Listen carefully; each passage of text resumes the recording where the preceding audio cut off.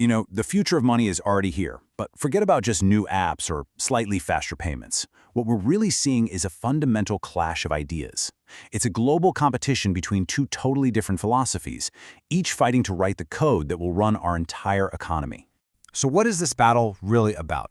Well, when you boil it all down, it comes to a pretty simple question. Is the money of the future going to be controlled by the state, or will it be shaped by the open market? And this isn't just about China versus the US, it's about two profoundly different visions for how digital money is going to work for all of us, every single day. All right, so let's dive into the first model, the state-centric approach. And the pioneer here, the one everyone is watching, is without a doubt China with its Digital Yuan, the e-CNY. So what exactly is the e-CNY? It's really important to get this right. This is not a cryptocurrency like Bitcoin. Think of it as the digital twin of a physical banknote, issued directly by China's central bank. What that means is it carries the full faith and credit of the state, making it, in theory, the safest possible form of digital money out there. Now, what's really fascinating is why China built this thing. And you'll notice the goals are overwhelmingly domestic. This is all about consolidating the state's control over money, making sure the entire financial system isn't completely dependent on private giants like Alipay and WeChat Pay, and, maybe most importantly, giving the central bank powerful new tools to steer the economy. Okay, so now let's flip the coin and look at the polar opposite, the market-driven model. This is powered by US dollar-backed stablecoins, and it's basically the world's counterproposal to state-controlled money. Stablecoins are this really unique beast in the crypto world. They're issued by private companies, right? And they hold their value because they're backed one-to-one by real-world assets, almost always US dollars, sitting in a bank somewhere. So their stability doesn't come from a government promise. It comes from the provable, auditable fact that every digital dollar is backed by a real one. And why do they exist? Well, it's all about meeting a real demand from the market.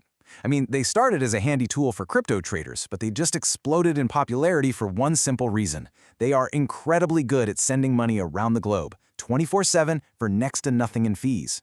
They weren't built to carry out some grand government policy, they were built to solve a problem people actually had. So you've got these two models, state versus market. But the real difference here isn't the tech. It's about a much deeper question. In a world that's going fully digital, who do you actually trust with your money? This chart just lays that divide out so clearly. Look, on one side, you've got the e-CNY. It's issued by a central bank, which makes it sovereign legal tender. The trust is based on the full power of the state itself. But on the other side, stablecoins are issued by private companies. They're a private liability. Your trust in them depends entirely on their reserves and the regulations they follow. It's a fundamental split in philosophy: top-down state control versus bottom-up market utility. And that philosophical split gets even sharper when you start talking about privacy. The e-CNY is built from the ground up for top-down control. China has this phrase for it: controllably anonymous. What that basically means is your transactions are private from other people, but they are never private from the state. Stablecoins, on the other hand, offer pseudonymity. Your real name isn't tied to your wallet, but all the transactions are out there on a public ledger for anyone to see. These are just two completely different worlds. Okay, so we get the models, we get the philosophies. Now let's see how this whole competition is actually playing out on the world stage. Because this, right here, is where it turns into a high-stakes geopolitical game. The first thing you have to wrap your head around is just the sheer scale of the market's choice. The stablecoin ecosystem, it's already worth over $200 billion. And that's not just a big number. That represents an incredibly powerful network effect. It's like a gravitational pull that's really hard for any newcomer to overcome, even one that's backed by a superpower. And here's the real kicker. Stablecoins aren't starting from zero. What they're actually doing is taking the US dollar's existing massive global dominance and just putting it on new, hyper-efficient digital rails. They are basically amplifying the dollar's power for the internet age. This is what makes any talk about regulating stablecoins in the US so much bigger than just a domestic issue. It's actually foreign policy. By writing the rules for stablecoins, the US gets to anchor the entire global digital economy to its own financial system. It's a move that could secure the dollar's top spot for another generation. But hey, don't count the state model out just yet. This is not a one-sided fight.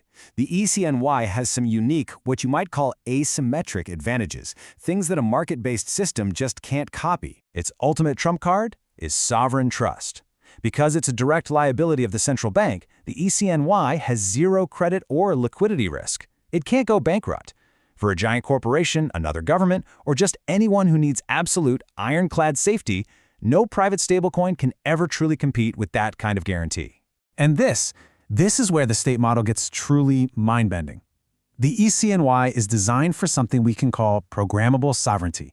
That's a fancy term for the ability to embed national policy and rules directly into the money itself. Let me give you a concrete example.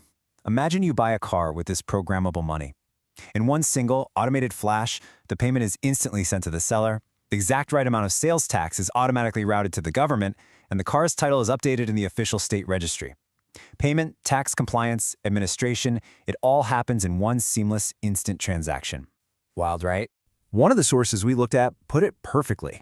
It said, stablecoins are an application, a really good one for payments, but the e-CNY is designed to be the entire financial operating system. They aren't even playing the same sport. So, where is all of this headed? Who actually wins this clash of models? Well, the truth is, there probably isn't going to be a single winner. We're heading for a new financial world that's a whole lot more complex. We're most likely moving towards a fragmented, multipolar world. You're going to have a dominant USD stablecoin zone deeply wired into the traditional US financial system. Then you'll have an e-CNY sovereign zone used by China and its closest trading partners. And right in the middle, you'll have these contested markets all across Africa, Latin America, and Southeast Asia, where both of these systems are going to fight for influence. You know, this whole race really kicked into high gear back in 2019 when Facebook announced its Libra project. That just lit a fire under central banks everywhere. Fast forward to 2022, and you could see the major powers had picked their lanes. The US started leaning into private stablecoins, while China went all in on its state-run project. And today, we're watching that competition play out in real time, leading us to a future where these two parallel systems will just have to coexist and compete. And that leaves us with one last, really crucial thought. As money becomes intelligent code and the entire global financial system gets rebuilt from the ground up, the fundamental question is this: who do you want writing the rules for the money that's in your pocket, the state or the market? The answer to that question is going to define the next 100 years of economic power.